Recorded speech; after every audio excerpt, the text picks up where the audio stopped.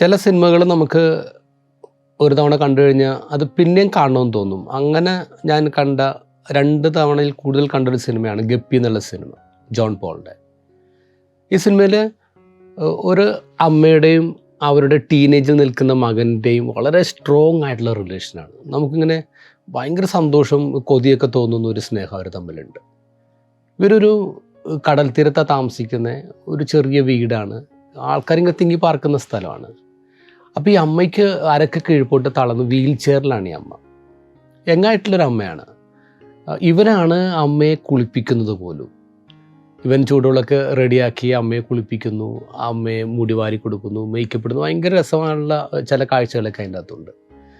ഒരു ദിവസം ഇവൻ ഉച്ചയ്ക്ക് ഇത്തിരി വൈകിയാണ് വരുന്നത്. അപ്പോൾ അമ്മയാണെങ്കിൽ കുളിക്കാൻ ഇങ്ങനെ കാത്തു നിൽക്കുകയാണ്. അപ്പോൾ ഇവൻ വരുമ്പോൾ അമ്മയുടെ മുഖത്ത് ഇത്തിരി ദേഷ്യം കണ്ടു. അപ്പോൾ അവന് തോന്നി വൈകിയത് കൊണ്ടായിരിക്കും അമ്മയ്ക്ക് എത്ര ദേഷ്യം എന്ന് പറഞ്ഞു. അവൻ വീൽ ചെയർ എടുത്ത് നേരെ ബാത്റൂമിലേക്ക് അമ്മയെ കൊണ്ടുപോകുന്നു. എന്നിട്ട് ഞാനിപ്പോൾ തോർത്തെടുത്തിട്ട് വരാം, വെള്ളം എടുത്തിട്ട് വരാം എന്ന് പറഞ്ഞിട്ട് അവൻ പോരാണ്.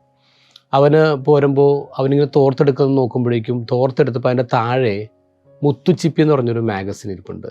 അത് അവൻ്റെ കൂട്ടുകാരൻ അവന് കൊടുത്താണ്. അവനത് പോക്കറ്റിലിട്ടുകൊണ്ട് വന്നു, പക്ഷെ അവനത് മറന്നുപോയി. അതവിടെ കിടക്കുന്നുണ്ടപ്പോൾ അവന് മനസ്സിലായത് അമ്മ കണ്ടിട്ടുണ്ട്.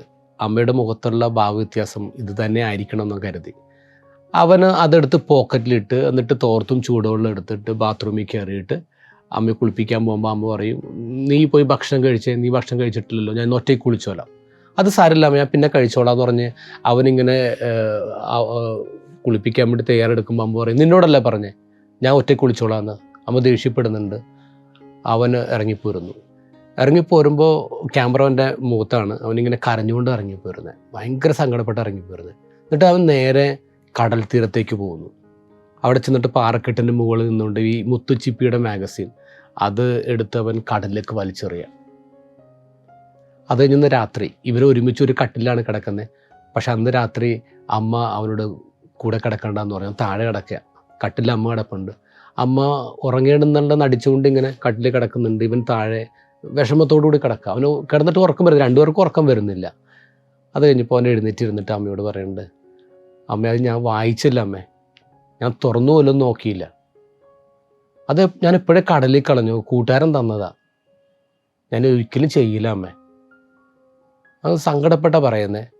അമ്മ അത് കേൾക്കുന്നുണ്ട്, പക്ഷെ മൈൻഡ് ചെയ്യുന്നില്ല. അപ്പോൾ വീണ്ടും കിടക്കുന്നു. അവൻ തല അങ്ങോട്ട് തിരിച്ചു വെച്ച് കിടക്കുമ്പോൾ അമ്മ അവൻ്റെ ബനിയനിൽ പിടിച്ചിങ്ങനെ വലിക്കുന്നുണ്ട്. എടാ ഇവിടെ കയറി വന്നേ എന്ന് പറഞ്ഞ് അവനെ കട്ടിലേക്ക് വലിച്ചു കയറ്റുന്നു. എന്നിട്ട് പറഞ്ഞു, ഇതൊക്കെ തെറ്റാണെന്ന് നിന്നെ ബോധ്യപ്പെടുത്താൻ വേണ്ടിയാണ് ഞാൻ ഇങ്ങനെയൊക്കെ പെരുമാറിയത്.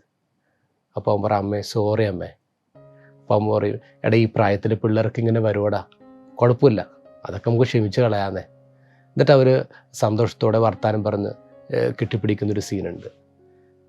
എൻ്റെ ലൈഫിൽ ഞാൻ ഇതുപോലൊരു കുമ്പസാരം കണ്ടിട്ടില്ല, ഇതുപോലെ ഞാൻ കുമ്പസാരിച്ചിട്ടുമില്ല. ഇത്രമേൽ ആത്മാർത്ഥമായിട്ടൊരു കുമ്പസാരം ഇനി ഞാൻ ചെയ്യില്ല അമ്മേ. അവനത് കടലിലേക്കൊക്കെ വലിച്ചെറിയുന്ന സീനൊക്കെ ഉണ്ട്, അശ്ലീല ചിത്രങ്ങളുള്ള മുത്തുച്ചിപ്പി എന്നുള്ള മാഗസിൻ അങ്ങനെ കടലിലേക്ക് വലിച്ചെറിയാണ്. ദൈവമായിട്ട് നമുക്ക് അങ്ങനെ ഒരു ബന്ധം ഉണ്ടാക്കാൻ പറ്റുമോ? ഇനി ഞാൻ ചെയ്യില്ല ദൈവമേ, തെറ്റിപ്പോയെന്ന്.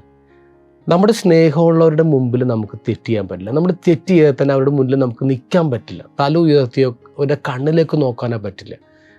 അങ്ങനെയാണ് സ്നേഹിക്കുന്നവരുടെ മുമ്പിൽ നമ്മളെപ്പോഴും. നമ്മൾ ബൈബിളിൽ കാണുന്നു പത്രോസിൻ്റെ നോട്ടമുണ്ട്. ഈശോ പത്രോസിനെ നോക്കുമ്പോൾ പത്രോസ് അങ്ങോട്ട് തകർന്നു പോവാണ്. ആര് തള്ളിപ്പറഞ്ഞാലും ഞാൻ തള്ളിപ്പറയില്ല എന്ന് പറഞ്ഞ പത്രോസ് വിഷമിച്ചുവാണ്. കാരണം സ്നേഹിക്കുന്നതിന് മുമ്പിൽ നിൽക്കാൻ പറ്റുന്നില്ല, അവൻ കരയാണ്. അത് പത്രോസിൻ്റെ കുമ്പസാരമാണ്. ഫ്രാൻസിസ് പാപ്പ ഒരു ജനറൽ ഓഡിയൻസിനോട് സംസാരിച്ചപ്പോൾ ചോദിച്ചു, നിങ്ങൾ എത്ര നാളെ കുമ്പസാരിച്ചിട്ട്? എല്ലാവരോടും ഇരിക്കുന്ന ആൾക്കാർ ചിന്തിച്ച് നോക്കുക, എത്ര നാളെ നിങ്ങൾ കുമ്പസാരിച്ചിട്ട്?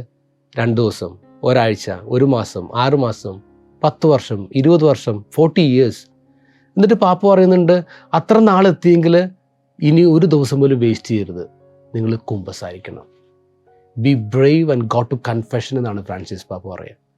ഈ കൺഫെഷൻ നടത്താനൊരു ധൈര്യം വേണം. എനിക്ക് തെറ്റിപ്പോയി സോറി എന്ന് പറയാൻ ഒരു ധൈര്യം വേണം.